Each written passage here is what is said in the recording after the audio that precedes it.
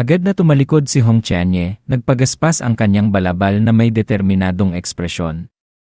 Pinanood naman Ye Junlin ang kanyang papalayo na figura, bahagyang umiling.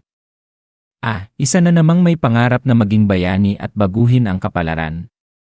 Siguro'y iniisip niya na lalakas siya at babagsakin ang kanyang sifu sa hinaharap. Kung ako ang kalaban, lalo akong lalakas. Pagre-rebelde. Malabo. Bai Xiaoxi, pagkatapos ng mahabang pagpili mula sa 50 baso ng milk tea, sa wakas ay nakapili siya ng isa para sa kanyang sarili. Ngunit ang problema ay alin sa mga ito ang pinakakarapat-dapat para sa kanyang sariling treat.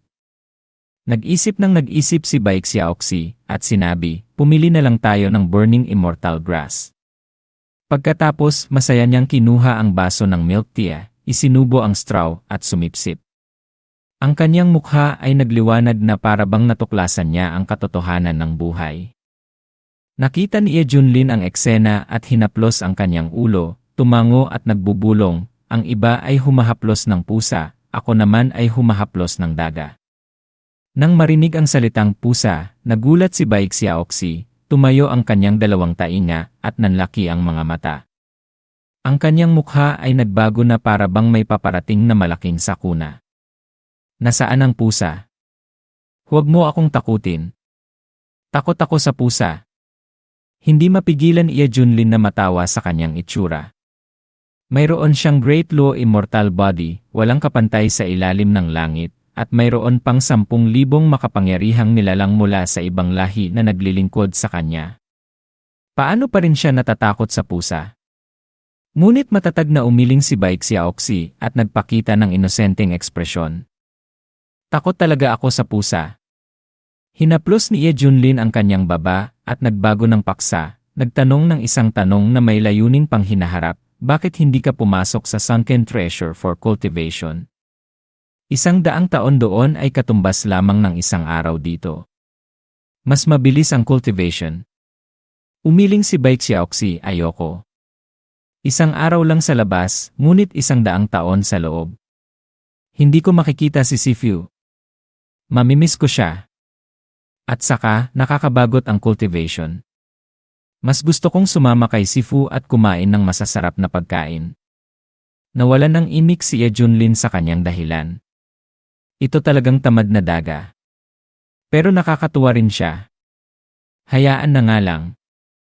Hindi siya katulad ng masamang pusong leader ng kulto na palaging nagpaplano at sinusubukang pabagsakin ako. Nang maalala niya, biglang naalala ni Ye Junlin ang isang napakahalagang bagay, isang tanong na dapat ay itinanong niya noon pa, ngunit hindi niya alam kung bakit ngayon lang niya naisip.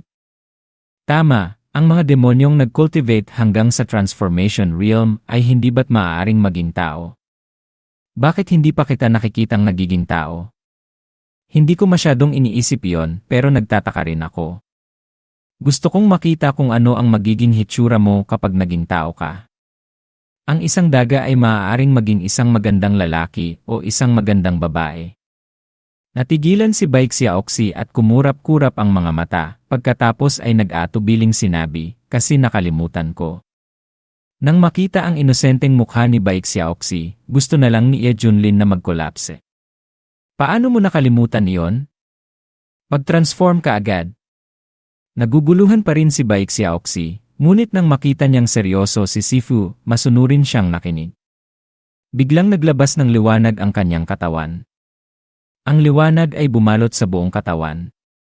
Mukhang kahanga-hanga na para bang may nagaganap na isang malaking ritual ng pagbabago.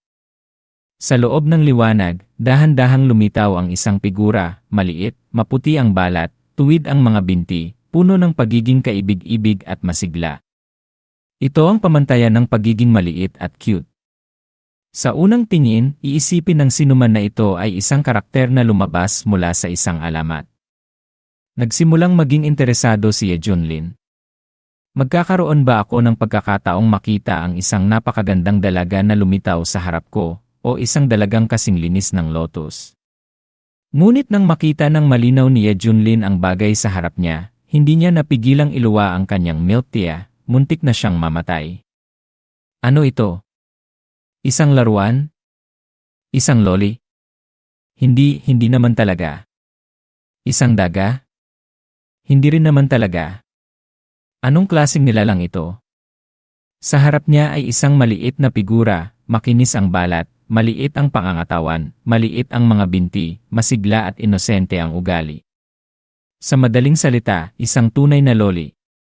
Ngunit sa magandang katawan na iyon ay isang ulo ng daga. Hindi lamang iyon, ang mga mata ni Baek Xiaoxi ay umikot at kumikislap na parang dalawang hiyas. Ang kanyang maliit na bibig ay bahagyang nakaumbok sa isang kaibig-ibig at hangal na paraan, at nagsabi ng isang bagay na nakakawala ng imik, mukha ba akong hindi maganda? Hinilot ni Ye Junlin ang kanyang noo, puno ng sakit. Hindi maganda? Hindi iyon ang issue. Ito ay isang bagay na nakakatakot at maaaring takutin ang mga tao hanggang sa mamatay. Pagkarinig niyo ni Bai Xiaoxi, nataranta siya at ikinaway ang kanyang mga kamay, ang tono ay puno ng kawalan ng katarungan. Hindi totoo. Ibinuhos ko ang lahat ng aking puso at kaluluwa sa pag-transform, ngunit hindi ko alam kung bakit ito ang palaging lumalabas. Nalulungkot ako. Nalambot ang puso ni Ye Junlin nang makita niya ang kanyang kaawa-awang mukha, ngunit patuloy pa rin ang paggalaw ng kanyang bibig. Hindi ba't dapat ikaw ay malungkot tungkol dito? Ano ba ang bumubuo sa utak ng daga na ito? Posible bang masyado siyang mabilis na nag-cultivate, kaya hindi nakasabay ang kanyang utak, at nakalimutan niya kung paano mag-transform? Sa huli, hindi na nangaha si Ye Junlin na magkaroon ng masyadong maraming inaasahan sa daga. Huminga siya ng malalim at hinaplos ang kanyang noo, pagod. Sige, magbalik ka na sa iyong orihinal na anyo. Hindi ko na kaya. Mas gusto ko pa ang furry na daga. Mahigpit na kinuyom ni Baek Xiaoxi ang kanyang maliit na kamay, puno ng sigla. Sige, babalik ako kaagad. Pagkatapos, huminga siya ng malalim, at ang buong katawan niya ay nanigas na parabang naghahanda siya para sa isang bagay na kahanga-hanga. Ngunit kalahating incense stick ang lumipas, biglang tumunog ang isang uwak mula sa langit. Lalo pang nakita ni Ye Junlin na mali ang nangyayari. Teka, bakit pareho pa rin ang nilalang sa harap ko? Bakit kalahating tao at kalahating daga pa rin? Agad na nag-collapse si Ye Junlin at hindi napigilang sumigaw, mag-transform kaagad. Utos ito. Naluha si Baek Xiaoxi, puno ng awa. Sifu, nakalimutan ko kung paano bumalik. Hinilot ni Ye Junlin ang kanyang noo, at ang kanyang mga mata ay unti-unting nawalan ng kulay. Sigurado ka bang ang iyong orihinal na anyo ay daga, hindi baboy? Ang iyong katalinuhan ay gusto na lang akong matulog para hindi ko na maisip. Nang makita ni Baek Xiaoxi na pagod si Sifu, medyo nag-alala siya, ngunit sinubukan pa rin niyang pakalmahin siya. Huwag kang mag-alala. Susubukan ko ulit sa mga susunod na araw. Tiyak na makakabalik ako. Napasakit ang ulo ni Ye Junlin nang marinig niya yon.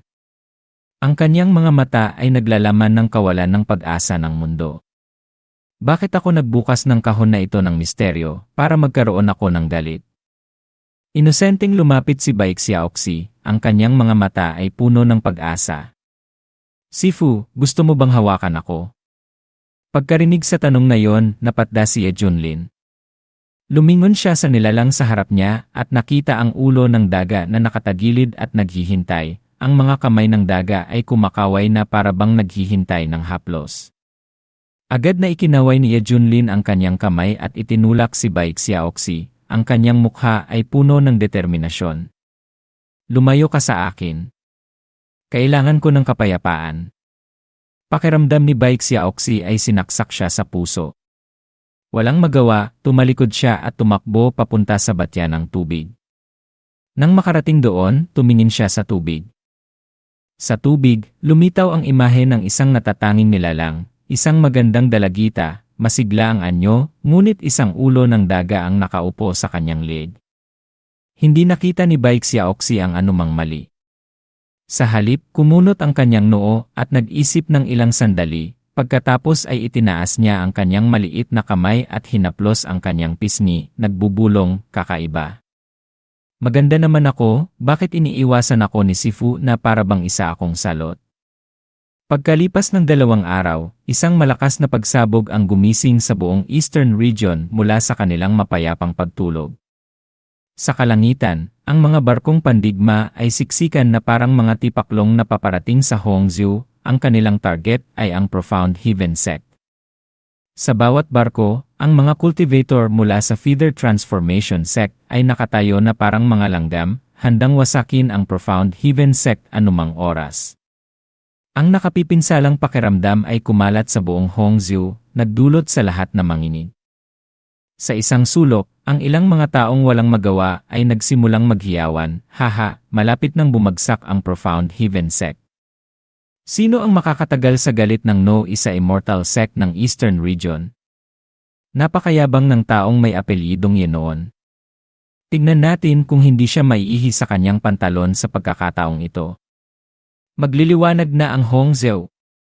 Sa pagitan ng isang marangyang silid, ang mga nakakapanghinayang sigaw ay biglang umalingaw-ngaw na para bang may naganap na isang krimen. Ang kama ay umuuga ng marahas. Ang puting kurtina ay marahas na kumakaway na para bang may isang malakas na lindol. Sa likod ng kurtina, ang dalawang figura ay nakapulupot pa rin sa isa't isa na para bang mga baging na nakakapit sa isang post. Ngunit hindi pa yon ang pinakanakakatakot na eksena. Ang pinakanakakatakot ay ang 7 o 8 babae na nakahiga sa lupa, walang buhay na para bang mga saging na tinanggalan ng mga dahon. Sa kasagsagan ng eksena, isang natataranta na sigaw ang tumunog sa labas ng pinto, "Young Master, nag-aaway na. Magulo na sa labas." Sa likod ng kurtina, isang galit na boses ang tumunog, "Mas mabuting linawin mo kung sino ang nag-aaway sa labas, kung hindi pipilipitin ko ang iyong ulo at itatapon sa hukay ng dumi para maging kaibigan ng mga bulit." Nanginginig na iniulat ng katulong, ang Feather Transformation Sect. Kasabay nito, sinalakay ng hukbo ng Feather Transformation Sect ang Hongzhou. Ang kurtina ay marahas na binuksan at lumabas si Kitianyi na may masayang mukha. "Ano ang sinabi mo?" Patuloy na nagulat ang katulong sa isang seryosong tono, "Young Master, totoo ito. Ang balita ay kumalat na." Hindi nagbibiro ang Feather Transformation Sect sa pagkakataong ito. Sila ay determinado na durugin ang Profound Heaven Sect at puksain sila ng tuluyan. Ito ay isang demonstration of power. Pagkarinig sa balita, ang mga sulok ng bibig ni Kitianyi ay pumilipit sa isang ngiting puno ng kasamaan. "Ye Junlin, tapos ka na." Ang isang taga-baryo mula sa Hongzhou ay naglakas loob na magsalita ng mas malakas kaysa sa akin. "Hinahanap mo talaga ang kamatayan. Alam ko na hindi magtatagal ang isang walang kwentang tao na tulad mo." Sa pagkakataong ito, sa Hongzhou, ang kapaligiran ay napakadilim na halos nakakakulong. Nadama ng lahat na para bang may isang malaking bato na nakapatong sa kanilang mga dibdib. Sa malayo, ang barkong pandigma ng Feather Transformation Sect ay lumapit sa ingay at lakas ng isang tsunami. Nang walang anumang pag-aalinlangan, dumiretso ito sa kalangitan ng Hongzhou. Nanlaki ang mga mata ni Ouyang Feng nang makita niya ito, nanginginig ang kanyang mga kamay. Ang kanyang matandang mukha ay nangulubot. Napakalakas ng pormasyong ito. Ilang cultivator mayroon ang Profound Heaven Sect sa pagkakataong ito. Kaya pa ba nila itong labanan? Hindi maaaring maglaro si Ye Tianjun ng basta-basta gaya ng dati. Tapos na talaga ako. Ye Tianjun, humihingi ako ng paumanhin sa'yo. Kung magmamatigas ka ulit, tatakbo na ako. Sa Profound Heaven Sect, ang mga alarma ay umalinggaw sa buong sekta. Ang mga disipulo ay nasa kanilang mga posisyon, mahigpit na hinahawakan ang kanilang mga mahika. Pawis na tumutulo, sinusubukang magpakita ng lakas ng loob, ngunit ang puso ng lahat ay nagsisisigaw sa takot. Dumating na ang mga kalaban. Lahat ay maghanda. Napakasikip ng sitwasyon. Nasaan ang Sekta Master? Paano natin haharapin ang pinakamalakas na Immortal Sect ng Eastern Region? Sa kasagsagan ng tensyon, ang isang malakas na pagbabago ng enerhiya ay biglang lumitaw mula sa likod ng bundok. Hindi nagtagal, ang ilang mga figura ay lumabas mula sa sunken treasure space ng sabay-sabay.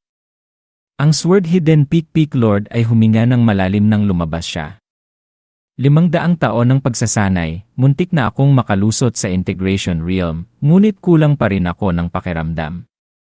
Mukhang may mga limitasyon din sa pagsasanay sa sarili.